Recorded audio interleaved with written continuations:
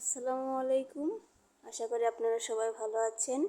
সবাইকেই জানাই রমজানের শুভেচ্ছা।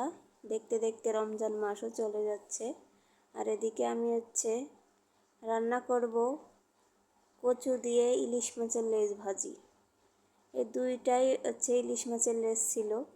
তো কি করা যায় একটা আইটেম তো বানানোই লাগবে। তো নিচ থেকে কচু ডাইগো কেটে নিয়ে আসলাম। আর সেটা সিদ্ধ করতে দিয়েছি ভালো করে ধুয়ে। আর এইখানে দুইটা লেজ ভাজতে দিয়েছি, একটু ভেজে নিই। জানি লেজে কাঁটা বেশি থাকে, তারপরও আমার আইটেম তো তৈরি করতেই হবে। কচু সিদ্ধ করতে দিয়েছি অনেকক্ষণ, কিন্তু সেজেই না। কচু যে কি শক্তের শক্ত। আর এইখানে আমি মরিচ, পেঁয়াজ আর রসুন কেটে রেখেছি, সেগুলো তেলে দিয়ে দিলাম, সাথে লবণ, হলুদ আর আস্ত জিরা দিয়ে দিলাম খানিকটা, কারণ কচু ভাজির সাথে আস্ত জিরাটাই বেশি মজা লাগে। এদিকে আমার কচু সিদ্ধ হচ্ছে, এদিকে আমার তরকারিটাও আমি চড়াই দিয়েছি। এখন এই কচুটা আপনাদেরকে দেখাচ্ছি, মানে পানির থেকে গরম পানি করে নিয়েছি, কিন্তু এত শক্ত শক্ত। কিন্তু এটা আমি আপনাদেরকে দেখাইনি, অফ ক্যামেরায় কিন্তু আমি শিল দিয়ে এদেরকে গুতাইছি বেশি করে। কারণ কচু যদি না মজে তাহলে কিন্তু খেতে মজা লাগে না। আর দুইটা লেজ ছিল, যেহেতু দুইটা লেজ দিয়ে আমি কচু ভাজি করেছি।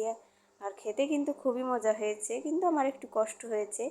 কোনো ব্যাপার না, খাওয়ার জন্য মানুষ কত কিছু নাই করে, আমি একটু কষ্ট করলাম। তো ইলিশ মাছের লেজ দুইটিকে বলছি, বাবা তোমরা চলে যাও তোমাদের স্থানে, যে গুতাগুতি শুরু করলাম। তো এইখানের মানে মৌলভীবাজারের কচু খেয়ে আমি স্বাদই পাইনি। কারণ এখানে কচু খেতে স্বাদ আছে, কিন্তু সেজে না। তো এটার মানে যে এত কষ্ট হয় আমার রান্না করতে গেলে, এদের পিছনে আমার অনেক টাইম চলে যায়। আর আমার অন্য তরকারি কিন্তু আমি এর সাথে দিয়েছি, তার সেই তরকারি হয়ে গেছে আগেই। কিন্তু কচু ভাজিটা আমার একটু লেট হয়ে যায়, কিন্তু কি করার, খেতে ইচ্ছা করেছে, অবশ্যই খাওয়া লাগবেই। আমার কচু ভাজিটাও প্রায় হয়ে গেছে। এই যে বলছিলাম যে শিলের নোড়া দিয়ে আমি গুতাই নিয়েছিলাম, এই জন্য একটু দেখা যাচ্ছে যে গোলা গোলা ভাব, কিন্তু আসলে আমার কষ্ট করা লেগেছে।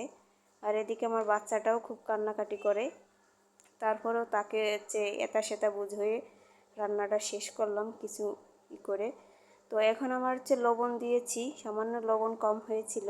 আর খেতে কিন্তু মাশাআল্লাহ অনেক মজার হয়েছিল। আর কচু ভাজি যে খেয়েছে ইলিশ মাছের